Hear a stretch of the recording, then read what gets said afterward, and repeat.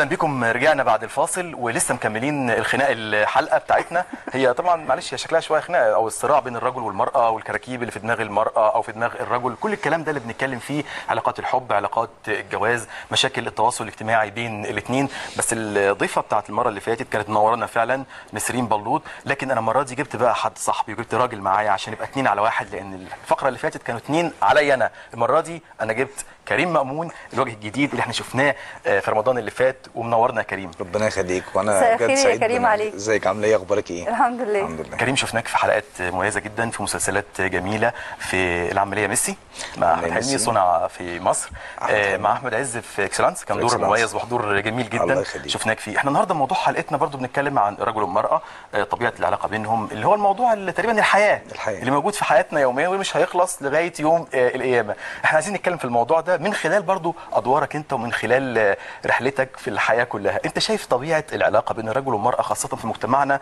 اللي بيسموه المجتمع الشرقي، مع ان انا مش شايفه شرقي خالص. ايه الاخبار؟ معرفش، انا شايف ان التكنولوجيا عندنا لما زادت قوي بقت الرومانسيه قلت. يعني انا شايف ان الفتره اللي فاتت دي مش زي عصر زمان، حاسس ان الرومانسيه ما بقتش متواجده شويه، وشايف ان احنا يعني حتى كرساله في الفن شايف ان احنا الاعمال ما بقاش فيها رومانسيه. صح. ودي مشكله. يمكن حتى كان من تركيا مسلسلات كتيره بقت الناس تتعاطف معاها، نظرا ان هي كانت بتتكلم او بتدي لك مشاعر رومانسيه اللي هي احنا مش موجود عندنا، وده اللي انا مستغربه.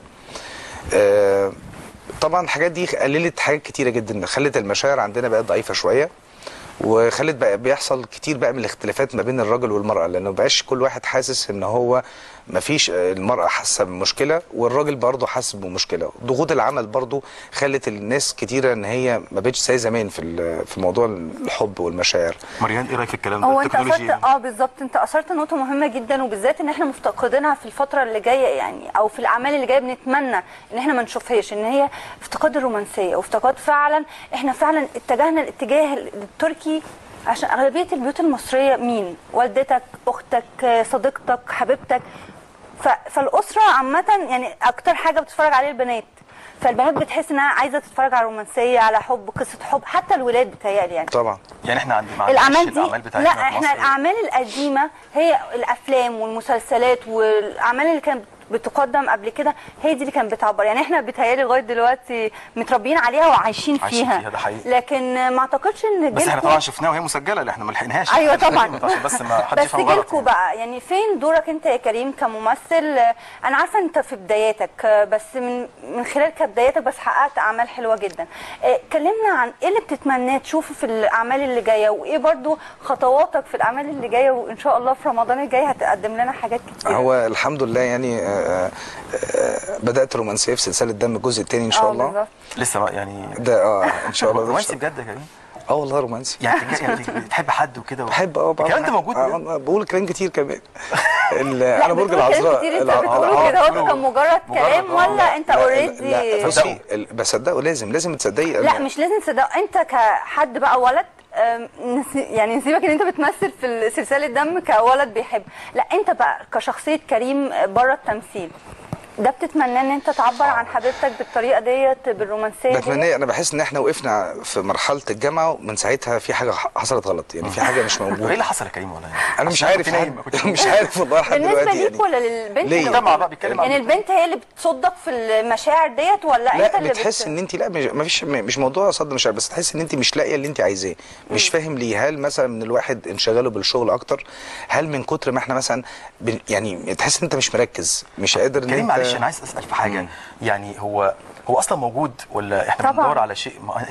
انت على طول فاهمه ان الموضوع. لا انا طبعا الحب موجود، ده ربنا سبحانه وتعالى خلقه، احنا بنتكلم كواقع، ده يعني كواقع. انت شايف ان هو يعني ما انا بقول لحضرتك دايما، انا المشكله ان انت عندك احتلال، يعني الانترنت عمل لك احتلال في ان انت تفكر. يعني انت دلوقتي بقى موضوع، كان زمان مثلا المجتمع الشرقي اللي انا كنت بحبه جدا واللي شايفه انه ده الاصلح، فكانت الحياه ما كانت مقفوله شويه، فانت لما بتشوف واحده حقيقي عقبال ما انت بتحاول انك تعرف تشوفها وده ما بيحصلش، فان انت بتحبها بجد فبتحبها من بعيد فبتبتدي تقدم لها، الموضوع كان صعب. دلوقتي الحياه المتفتحه قوي، بقت خليتك ان انت ما عندك مساحه، لا انا ممكن دي، لا ممكن اشوف، لا بقيت تختار حاجات مختلفه.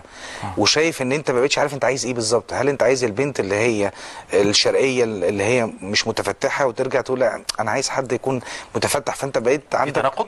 في تناقض مش كده؟ طب بالنسبه للبنت انت حاسس برضه في تناقض؟ البنت بقى عندها برضه نفس المشكله، بترجع تقول انا قول يا كريم انا جايبك النهارده عشان انا اقول عايزك تقول. لما بتتفرج على اعمال مثلا او بتشوف حاجات على الانترنت او كده، تيجي تقول لك ايه، فين الولد بقى اللي هو ليه في كل حاجه الجان وكده، فين الولد اللي شبه بابايا؟ وبعد كده الولد لما يجي يقول لها مثلا ممنوع تعملي كذا، ما تخرجيش، لا ايه ده هيخنقني. فالاثنين ما بقاش عندهم احساس بالامان. أيوة. لا الولد حاسس بالامان ولا البنت، بقى عندهم مشكله. وده بيرجع ليه؟ لان احنا ما عندناش ولا عندنا برامج توعيه حقيقيه، ما عندناش حاجات رومانسيه، ما عندناش حاجات تحسسنا ان احنا في اصول. عندنا بقت عندنا اعمال كلها بتعتمد على البلطجه اكتر، على حاجات سلبيه اكتر، ما عندناش حاجه ايجابيه. فبالتالي ده كل ده بيضعف الاحساس. الانماط البشريه اللي بتطلع في الدراما المصريه ساهمت في ان الناحيه الرومانسيه او الناحيه الخياليه او الحالمه تقل عند المجتمع المصري، وتحولنا كلنا لمخدرات ومشاكل وعصابات وكده. بقت كمان مصيبه لما حد من صحابي بيكلمني من بره مثلا بيقول لي الدنيا عندكم عامله ازاي؟ يعني هو موهوم يا ابني، انا مفيش حاجه، احنا بنخرج عادي ومفيش اي حاجه. القصه كلها ان انت نقلت الصوره دي. حتى برامج التوك شو كمان، يعني مفيش حاجه بيدي لك ايجابي. يعني انا دايما اتعودت في حياتي اديني سلبي، ده مهم يبقى عندك رساله. اديني سلبي بس اديني العلاج بالظبط، ما تدينيش سلبي وتسيبني. فانا بقدر ان انا احس ان انا انا مش شايف حاجه كويسه، لا في حاجات كويسه بصراحه، كتيره جدا تحليل منطقي وجميل جدا لمشاكل حتى على مستوى الدراما المصريه. تيجي نتكلم على موضوع الدراما ونتكلم بقى على ادوارك انت، ومن خلالها نتكلم برضو على علاقه الرجل بالمراه والكلام ده اللي هي موضوع حلقتنا النهارده. كان ليك حضور في اكسلانس احمد عز، كان دور حلو قوي، اتكلمنا عليه. اكسلانس كان يعني الموضوع كله جه يعني انا مؤمن باليقين والسعي اكتر يعني. فانا كنت عملت كاستنج والاستاذ ولي عبد الله تم اختياري يعني، والحمد لله كان دوري صغير بس الناس عرفت منه، كان كويس لانه كان بيعتمد على تيمه، يعني كلمه معينه ساعدت الناس تعرفني بسرعه. والكاركتر كان يعني الكلمه اللي هي قول عادي كانت فولتيه. تيجي تعجز بنت بدل ما تقول لها كلام اللي هو بقى كتير بقى فولتيه، قلت لها فولتيه. دي كانت جديده يعني، حلوه دي، فعلقت مع ناس كتير الحمد لله. وبعد كده قلت على رانيا كانت رانيا الملاحه رانيا الملاحه هي اللي قلت عليها فولتيه. بعد كده رحت مسلسل العمليه ميسي، وبعد كده طبعا الحمد لله العمليه ميسي كان واخد شريحه تانية خالص اللي هي الاطفال لاكبر شويه، كان اسري شويه، فالناس كانت بتتفرج عليه كتير، فده خلاني الناس تعرفني اكتر. طب ليه العمليه ميسي هو اتعمل له دعايه كويسه واتعمل له بروموهات كتير؟ هو يعني كان متاخد حصريا يمكن دي احد الاسباب اللي خلته يعني يتحجم شويه في الرؤيه او في المشاهده. بص، هو كل المسلسلات اللي اتعملت السنه اللي فاتت حصري اتظلمت، لان انت النهارده الاعلانات بتبقى كتيره، فانت بتتفرج على حاجه فيا دوبك اول ما يجي اعلان لما تقلب على حاجه بتروح قالب فبتلاقي حاجه ثانيه. انت مش مع الحصري؟ ايه مش مع الحصري خالص. لا مش مع اكيد يا كريم، مش مع كم المسلسلات والدراما اللي بتتقدم. ما انا بستغرب كمان ان احنا قاعدين طول السنه ونيجي في رمضان نحط كل دول، ما بنوزعش. رغم ان انا عندي اختلاف تاني، ان انا عندي رمضان حاجه تانية. يعني انا لو انت تكلمني على الاحساس اللي داخلي، انا شايف رمضان يبقى الجرعه التوعيه اللي تكملك طول السنه، ما تبقاش جرعه المسلسلات. لا، انت وزع مسلسلات طول السنه وخلي رمضان ده جرعه، مش موضوع يبقى ايماني بس، حاجات كتيره في تصرفاتنا لازم تتغير. احنا بقينا لو انت بتقيس نفسك يقول الكلام ده انا بتكلم لا بس ممثل يقول الكلام ده بالظبط. لا، من جيل الشباب يعني انا بجد او من جيل الشباب حاجه جميله والله جدا. احنا لازم نقعد. ولا الجميل فيك ان انت قلت جمله حلوه قوي، قلت مش موضوع ايماني، مش موضوع عقائدي في رمضان، لا موضوع توعيه انساني واجتماعي. احنا بقينا بنتغير. انا شايف ان احنا بنتغير حقيقي يعني، وده لازم اكون حقيقي مع نفسي. احنا بقينا تصرفاتنا للأسوأ، ما بتبقاش للاحلى. يعني انا كان زمان مثلا، انا لحد دلوقتي مثلا لما اشوف اخو صاحبي الكبير انا بقول له ازيك يا عمو. يعني انا برجع للتربيه اللي اتربيتها دلوقتي. الله تلاقي صاحبك، لا انت دلوقتي اخوك الصغير، يعني اخو صاحبك الصغير يقول لك يا كريم عامل ايه؟ فاهم الحياه؟ لا، لازم نرجع لده. مين السبب؟ فعلا الدراما والسينما واحنا عارفين ان الدراما بتنقل واقع المجتمع اللي احنا عايشين فيه. معقوله الواقع اللي احنا عايشين فيه زي ما انت بتقول صحابك بيكلموك من بره يقولوا لك ايه ده يا كريم، مصر اتحولت لكده فعلا؟ انت النهارده لو تقعد تقلب القنوات الحق مش عارف ايه، ممكن تكون حاجه صغيره يكبروا الموضوع بشكل بروباجندا غير طبيعيه. فانت لا، والدراما والسينما انا عايزه ارجع لنقطه الدراما بقى دي مشكله عامه، وفيلم من المسرح، يعني فيلم من حاجات كتيره قوي. هنرجع نقول برضو ان المنتج بيبقى غصب عنه انه في الاول الاخر ده بيزنس عايز يكسب. انت على فكره خطفت مني سؤال استمع، والله كنت محتار اساله ولا لا، لان شكله برضو السؤال مش منطقي قوي او ما فيهوش يعني حته انسانيه. هرجع اقول لك طب المنتج ما هو ده راجل عايز معاه مثلا 15 مليون، عايز 30 مليون اخر السنه، هيبقى عنده مشكله لو حط في المسلسل مخدرات كتير وبلطجه وكلام من ده؟ هنرجع بقى المنتج عايز يكسب، بس ايه احنا بقى يعني انا الميزه مثلا الشعب المصري ذكي برضو، لما انت بتعمل حاجات كتيره برضو اوفر. رجع السنه اللي فاتت تم الاختيار، الناس كلها راحت الفيل الازرق مثلا، فيلم كان صعب جدا، لا ده خد كل الشرايح والناس وعمل ايرادات عاليه. بالتالي احنا لو احنا عندنا توعيه هتخلي الشعب ذات نفسه بيختار العمل اللي يناسب التفكير بتاعه. بيتقال العكس يا كريم. بيتقال دايما يقول لك ما هو ده ذوق الناس وده اللي الناس عايزاه، عشان ده اللي فرضه، ده اللي فرضه. ما يعني انت ممكن ترتقي بذوق المستهلك او بذوق المشاهد. طبعا ده انت عايز اقول لك اكيد، ودورهم دور الفنانين والنجوم الكبار هم ده دورهم في الفتره الجايه. بتقول عكس الكلام ده مريان، في ناس بتقول لك لا ده هو ده الشعب كده وهو عايز كده. لا ده دورهم لو افتكرنا مع بعض مثلا عمرو خالد. عمرو خالد هو مش داعي، عمرو خالد هو يعتبر اجتماعي، كان في قيمه اجتماعيه وجميله، خد نسبه في ناس كتير اتحركت مع عمرو خالد غير طبيعيه ليه؟ لان هو في الاول، لكن طبعا هو دلوقتي قل جامد بالظبط، لان هو بقى بشكل مختلف ونزل للارض الواقع. فبالتالي انت لو بتعمل برامج بالحجم ده، المعز كويس جدا بتابعه جدا، مصطفى حسني جميل، انا شايف ان ده يمكن اكبر نموذج دلوقتي. فانت لو انت يعني. بس المعز عمل حاجه جديده، عمل لك موضوع فيلم صغير كده فبتعيش معاه، دخل في الموضوع دراما، دخل بالظبط. والدراما الميزه بتاعتها ايه؟ ان بتمثل لك جزء من الواقع اللي انت عايشه. اهم حاجه ان انت تحسسني بالواقع اللي انا عايشه. فبالتالي انت لو عملت بالشكل ده هتخلي الناس تتغير، وبالتالي الناس هتبتدي تتابع اعمال. ده خلي بالك كمان الناس كمان دلوقتي بتتفرج على الانترنت على افلام من بره. دلوقتي ما تيجي تشوف حاجه هنا بتلاقي لا ايه ده؟ ليه؟ عشان انت مش فاتح مجال للموضوع ده، وده شيء مهم جدا. انا ده ان شاء الله باذن الله عامله في البرنامج اللي انا بعمله بقى، فانا ريحت نفسي من القصه كلها. البرنامج اللي انت بتعمله انا بعمل، نسمع عنه بقى، اتكلمنا عليه. بعمل برنامج اسمه الفيسبوك مع كريم مأمون. ده عباره عن ايه؟ هو عباره عن 3 فقرات. الهدف الغير معلن وده الاهم بالنسبه لي، ان انا كل التصرفات السلبيه اللي احنا اكتسبناها بحاول ان انا اغيرها بشكل ايجابي، وفي نفس الوقت بطريقه كوميديه، عشان انت دايما لما بتاخد الحاجه بشكل لايت او كوميدي بتحب الحاجه تتفرج عليها. تمام. فهو البرنامج كله ماسك الفيسبوك بالمشاكل اللي احنا شايفينها، بالحاجات اللي احنا بقيناش فاضيين، عندنا الفاظ خارجه بينا نقولها طبيعي، يعني ما بقتش حتى نقول، ما بقاش عندنا ان احنا مثلا نزعل من الكلمه دي، ازاي نقول كلمه زي كده. لا دي بقت كلمه طبيعيه جدا من البنت والولد. فالحاجات دي احنا نسينا، ابتدينا نتحرك في طريق مش صح. كل ده انا ابتديت اخده في البرنامج، فان شاء الله. والله دي خطوه حلوه جدا بالظبط، وبالذات ان انت اثرت فعلا نقطه. يعني انا كنت بستغرب جدا ان احنا ازاي بقينا تحولنا، وحتى البنات. يعني احنا نرجع بقى لموضوع حلقتنا، الست والراجل او هي وهو. عايز ارجع لنقطه هي في المجتمع المصري وفي الدراما بالاخص. يعني شايف هي واخده حقها في الدراما ولا لسه برضو؟ وصورتها صح ولا غلط؟ يعني احنا كنا شفنا فتره من فترات المراه بتمثل كالست اللي بتسمع كلام الراجل الشرقي بطاعه عمياء، ورجعنا نشوف المرأة بشكل تاني مختلف، بتعبر عن الرأس وجبروت وجوه وجبروت امرأة وحاجات كتيرة جدا. ورجعنا نشوف المرأة رجعت تاني بشكل مختلف، بشكل برضو اللي هو ترجع تسمع كلام الراجل بدون وعي، بدون تفكير، بدون ثقافة، بدون أي حاجة. وبعد كده رجعنا نشوف المرأة سيدة الأعمال المتسلطة اللي تفرض رأيها على الرجل.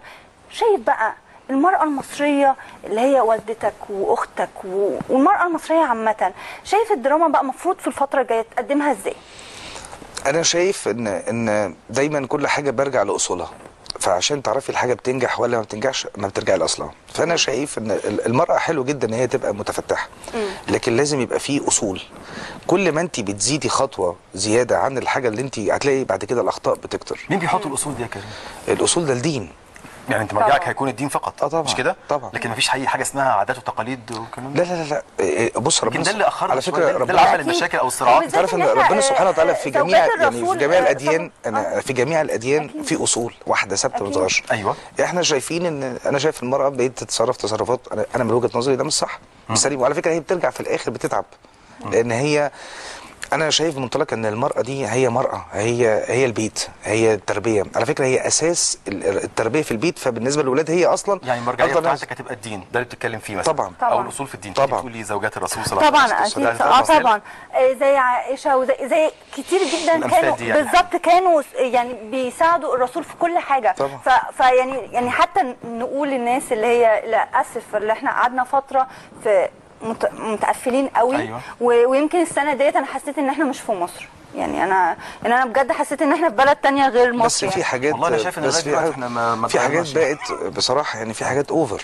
يعني في حاجات انا بشوفها على الفيسبوك ببقى مش قادر. يعني ممكن مثلا اشوف مثلا بنت تنزل صوره بشكل صعب جدا في اللبس وتقول لك صباح الخير. طب يا كريم، هو انت بتشوفي حاجات ما تقعدناش. معلش يعني هيقول لك طب ما هو في قدر من الحريه وفي قدر من الكلام ده يعني. لا، ما هو الحريه احنا في مجتمع شرقي. ما هو بص رجعت بقى للعادات هنا. لا ما ايوه، لا وللدين يا جماعه. هو احنا كنا زمان ايه؟ احنا كنا زمان على فكره ماشي. انا بتكلم ان هو انت احنا هجيب برضه، انا جايب النهارده كريم. لا ربنا على فكره عشان تبقى عارفه يعني. ربنا سبحانه وتعالى هو حاطط لك كتاب، يعني حاطط لك قواعد كلها. الحريه ليها اساس. يعني عمر ما كانت الحريه، يعني الحريه انا لا، هي حريه الانسان يا كريم، او بجد والله يا مريم برضه عايز اسمع رايك. حريه الانسان مطلقه ولا مشروطه بحاجات معينه، بتعليمه بوعيه بواقع مجتمعه؟ لا، بتعليمه ووعيه ودينه. يعني زي ما كريم بيقول تعليمه ووعيه ودينه. بس انت ضربت مثال دلوقتي، البنت اللي حاطه صورتها على الفيسبوك، طب ما هي حره، ما اذتش حد يعني. لا ازاي بقى؟ لا طبعا. اهو حد برضه هي اذت نفسها. اكيد طبعا. ده من وجهه نظرك انت. لا ده مش وجهه نظر، ده وجهه نظر المجتمع كله. يعني بص، انا لما تيجي تقول لي ان في الاول والاخر ربنا سبحانه وتعالى هو عايز يحافظ عليك. تمام. ده هدفه. يعني ربنا سبحانه وتعالى العبد بالنسبه له ده كل اللي اديهولك ده بيحافظ عليك، انه يعيش سعيد في الدنيا وفي الاخره. ده بيحافظ عليك في النهايه. يعني هو مش محتاج منك حاجه وبيحافظ عليك. فانت النهارده لو طبقت كل ده، وهتلاقي على فكره كل الجوازات اللي في مصر ماشيه بشكل ديني، هي اللي يعني مش شكل ديني، انا قصدي دي معاك حق. هي اللي نجحت. هي اللي بتنجح. يعني لما تلاقي انسان بيور من ساعه حياته ما بيعملش حاجات غلط، وتلاقي البنت بيور، هتلاقي في الاول والاخر الجوازه دي بتكمل. اي حد من الطرفين بيمشيش في العلاقه ستريت هتلاقي عنده مشاكل. عشان كده ارجع اقول لك مهما يبقى عندك حريه، مهما يبقى عندك انفتاح، هيأثر عليك سلبي. فانت خد الحاجه الكويسه منه وارمي الوحش. احنا مشكلتنا ان احنا بناخد الحاجه احنا بناخد كله عشوائي، بنمشي زي اي حد بره بتقليد اعمى. ده موجود في مصر. ده غلط طبعا، اكيد موجود في مصر. طبعا. طبعا. بس احنا بقى بننصح الناس انها ما تعملش ده. وانا سعيده جدا يا كريم ان انت يعني نجم شاب بالظبط، وفنان لسه بتاخد خطواتك الايجابيه جدا اللي هي فعلا الفنان ليه هدف. عايزه بقى ارجع، لو في اعمال انت طبعا كبدايتك ولسه كبدايات، لو في بقى اعمال عرضت عليك ان انت تقدمها وانت مش راضي عنها، هتعملها ولا لا؟ انا واخد هدف، لان هو في الاول والاخر الفنان ذات نفسه هو سي في. بس انا مرتبط ان الدنيا دي هي ممر. لو انت مقتنع ان الدنيا دي ممر، يعني مش دي الحياه الحقيقيه، هتعرفي تحطي البرنامج اللي انت عايشه فيه. هي في الاخر الاخره هي الحقيقيه. فبحاول على قد ما اقدر، وده لازم. انا اصلا استحاله تقولي لربنا سبحانه وتعالى انا مش هخش العمل ده عشان في حاجات مش كويسه وربنا مش هيرزقك. اصل هي القصه كلها يقين بالله. الحياه كلها يقين بالله. بس ممكن يختبرك. ايه؟ ممكن يركز رزق شويه. ما هو لازم هنا بقى الفكره. ده لازم يختبرك. بس يا كريم بس دور بطوله يعني. ولا انا عايز اقول لحضرتك على حاجه. انا يعني الحمد لله يمكن انا عشان شاطر في التسويق شويه، فعرفت اسوق بنفسي، رغم ان الاعمال بتاعتي لسه ما تساعدش ان انا اعمل ده. تمام. ولكن عشان دارس تسويق فانا فاهم انا بعمل ايه، بعرف ازاي اخلي المنتج يتعرف بسرعه. لان الناس لو عرفتك خلاص انت المنتج هيشتغل بيه. صح. في حاجات انا متارجت ناس، يعني متارجت نجوم معينه انا عايز اشتغل معاهم. ليه؟ السي في بتاع النجم ده كله ما فيهوش مناظر مثلا، فاشتغل معاه بقلب جامد يعني.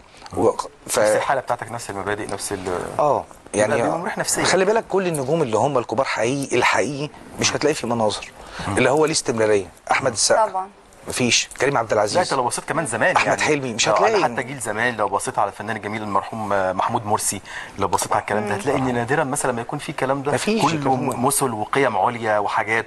يعني لو حتى يا جماعه الافلام اللي كانت بتقدم بالمايوهات باللبس العادي، تحس ان هو لا ده كان يعني الرقي والذوق والستايل اللبس كان كده. فكان بقى الحته اللي هي لا يعني احنا بنتكلم حريه برضه بشكل لا ما حريه مش مطلق يعني. احنا كل الناس كانت بتبقى لابسه كده. احنا ما بنتكلمش بنتكلمش دلوقتي. طيب ما هي ان نيفين لو تسمح، نسرين كانت بتقول ان دلوقتي لقت المجتمع الشرقي المصري اغلبيه البنات محجبات. ما هو لو بنت ماشيه في الشارع يعني غير محجبه بلبس مستفز، ما اكيد هتبقى هي الشاذه عن التانيين. انا عامل في البرنامج حلقه مثلا بنتكلم عن التحرش مثلا. قعدنا نفكر انا في الاخر عايز اوصل ان اخلي التفاعل تبقى انت حقيقي منك انت اللي تتكلم. فانت النهارده هتيجي مثلا لو هتناقش التحرش، هل المشكله في الراجل مثلا او الشاب اللي هو امكانياته ما تسمحش بالجواز، اللي هو عنده ظروف صعبه جدا، ولا المشكله في البنت اللي ممكن تلبس لبس مستفز جدا فتخليه هو المشكله فين؟ عايزين نوصل لحل. لا ده صح ولا ده صح. فانت النهارده القصه كلها ان انت كل ما بتعمل حاجه معتدله كل ما الدنيا هتبقى كويسه جدا. ما هو بالظبط، مش لازم الاوفر. يعني انت النهارده ما الاقي سوري مثلا الاقي بنت نازله صوره صعبه جدا جدا ما اقدرش اقول يعني، وتقول لك صباح الخير. مش دي المشكله بقى. المشكله الاكبر انت لو رديت عنها. لا المشكله لا لما حد بيكتب لها كومنت وحش تقول انا هشيله من عندي. انت بتتكلمي بجد ولا بتهزري؟ فاحنا الفكر بتاع الحريه مهم جدا يبقى عندي حر، بس الحر ده ربنا سبحانه وتعالى يعني خلى الحر ده في ايه؟ حر ان انت تتصرف تصرف سليم. يعني الحر اللي هو يطور مجتمعه، مش الحر اللي هو يعني تبقى الحريه على المشاع واللي انا عايزه اعمله حتى لو مش هاذي الاخرين، لكن حتى انا كنت كاتب على سيدس امبارح جمله يعني حقيقي ربنا سبحانه وتعالى جعلنا ان احنا نحاول على قد ما نقدر نصنع البسمه على وجه الاخرين. تمام. انا شايف ان احنا وصلنا الفتره دي كل واحد بيحاول يصنع البسمه لنفسه. بقى اناني. هو ده حقيقي بصراحه. فاصبح ان انت ما انا مش شايف. انا كنت الاول لما امشي مثلا اشوف في الشارع مثلا حد بيعاكس واحده كنت الاقي الناس وتتلام، الاقي في مشكله ما بين الناس تتلام. الناس دلوقتي بقت وصلت لحاجه عادي، يلا نفسك عندها برود يعني. مش ده المصري. في حاله انفصال عن مش ده المصري الكل او عن المجتمع. لان البرامج عندنا صدقني في مشكله. احنا ما عندناش حاجات فيها توعيه، ما عندناش فين احنا فين المصري بجد. لا هو في برامج فيها توعيه، بس عارفه يا مرياني البرامج اللي فيها توعيه مباشره، يعني ما هياش توعيه يعني بتلمس يعني عقول الشباب، ما بيعرفوش يتفاعلوا معاها، وبالتالي ما بيصدقوهاش، بيحسوا ان هي شيء يعني خش لهم بقى خش لهم بمدخل تاني. يعني عشان كده انا فكرت في ان قلت عايز اعمل يعني مثلا باسم يوسف. انا كنت مقتنع بفكره، يعني هو عامل فكره سيبك من اي هو مع مين، بس هو القصه كلها عمل ايه؟ الناس كلها مش يمين، هو مش لوحده شمال، ده ماركتنج. فانت النهارده طب ده ماركتنج، بس هو كان طبعا مع يعني في ناس مختلفه، في ناس متفقه، بس هو لكن هو طبعا يعني بس شاطر خلى معلش يعني هو برضو لعب في منطقه وكان فيها ناس كتير قوي مساعداه في المنطقه دي. هقول لحضرتك على حاجه، هو كان شاطر ما يقدرش يعمل الكلام ده دلوقتي، بس شاطر في ايه؟ المختلف معاه خلاه لازم يستناه يتفرج عليه عشان يشوف هو هيقول عليه ايه. ده كلام صح. بس هي فكره، انا بتكلم مش على البرنامج، فكره. انا من عشاق الواحد اللي يفكر. عشان كده انا شايف، ودي يمكن دي رساله، لو احنا ندي فرصه للشباب بجد يبقى ليهم تواجد في حاجات كتير، هتلاقي شغل غير ما تتوقعه. لان اكتر ناس بتفكر هم ناس خلاص بقت كل حياتهم سوشيال ميديا، فشايفين بره بيعملوا ايه. فاحنا دايما بنفكر، احنا كشباب مثلا بنفكر من حيث ما انتهى الاخرون.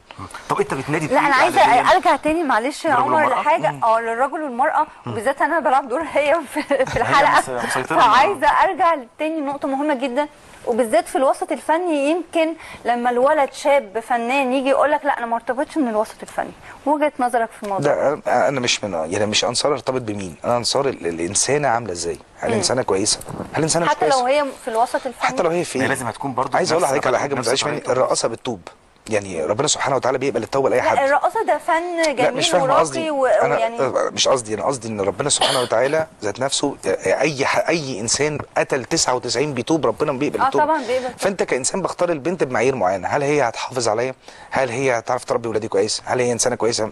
ده المهم ان هي بتشتغل فين، في الوسط او بره الوسط. مش مقتنع. حاله الطلاق الكتيره اللي احنا بنشوفها في مصر الايام دي، واللي لسه بنتكلم عليها كنا قبل الحلقه وبعد الحلقه، والمشاكل بين الرجل والمراه، بين البنت والولد في مصر، في مشاكل جامده جدا، في طلاقات، في انفصال، في عنوسه سواء للولد او للبنت. ليها اسباب طبعا. انت شايفها ايه؟ غزو غربي يعني. بالنسبه لي اقول لك ليه، لان بقول لك تاني المعايير بتاعتنا كلها اختلفت، كل الناس بقت تفكر بشكل مختلف. فانت المشكله الانفتاح اللي انت شفته ده كله بيخليك ان انت بتعيد حساباتك حتى وانت في البيت. الضغط ان انت النهارده عندك سوق توسيع في مصر، فالنهارده عندك ضغط شغل. طب هي قاعده في البيت، طب انت حضرتك بترجع، انت مش قادر تنزل تخرج. الحياه بقى الكلمه الحلوه بقت عندك ضعيفه جدا، فبالتالي هي عندها مشكله. هي برضو انت مش قادر تستقبل منها، هي ممكن تهملك. يعني الحاجات دي كلها دخلت مره واحده. لا الحياه الاول كانت زمان روتينيه، انت الساعه 2 بتخلص بتروح البيت، عندك الجمعه دي اللي انت لازم اجباري هتخرج. الحاجات دي اتغيرت. فكل ده لو يرجع تاني، بنرجع نقول تاني برضو الاعمال الدراميه اللي تتعمل بشكل رومانسي تعرف تخليك ترجع تحب مراتك بشكل مختلف، هي تعرف تشوف انت عندك مشكله فيه تقدر تعالجها، ده هيساعدك في كتير كتير جدا. بجد يا عمر انت اثرت، بجد يا كريم انت اثرت نقطه مهمه جدا، وفعلا هي دي الحقيقه، وهي دي اللي بنتمناها في الفتره الجايه من الفنانين والنجوم ومن القائمين عن السينما والدراما عامه، ان هم يهتموا بالنقط دي والقيم الانسانيه والمبادئ اللي احنا متربيين عليها. فعلا هي دي اللي بتلمس الواقع اللي احنا عايشين فيه. ان شاء الله. بشكرك جدا يا كريم، وانا بشكرك جدا على اللقاء الجميل ده. مين اللي هيكسب بس؟ ما عرفتش مين اللي هيكسب هو ولا كريم طبعا بجد افكار جميله، شخصيه مميزه مختلفه، ان شاء الله يكون لك مستقبل مختلف نوعا ما عن فنانين كتير. بس معلش ما تزعلش مني، هتعاني شويه، لان اي حد عنده يعني شويه مبادئ او شويه يعني اراء زيك هيتعب شويه في بالذات في الوسط الفني او في الحياه اللي احنا فيها دلوقتي، لكن ان شاء الله اتمنى لك التوفيق باذن الله. انا بشكركم جدا وبشكر الساده المشاهدين، واتمنى ان احنا نعمل حاجه نبقى بناءه، نحاول نغير من نفسنا، نحاول حتى نعمل سيرش على حاجات تقدر تغير من يعني تساعدنا ان احنا نحقق اللي احنا عايزينه باذن الله. وبالتوفيق ان شاء الله في البرنامج الجديد بتاعك. يا رب انا والفيسبوك. يا رب بالتوفيق ان شاء الله. ميرسي يا مريم ليكي. ميرسي ليك يا عمر، وميرسي ليك يا كريم. وبنقول لمشاهدينا تصبحوا على الف خير. شكرا.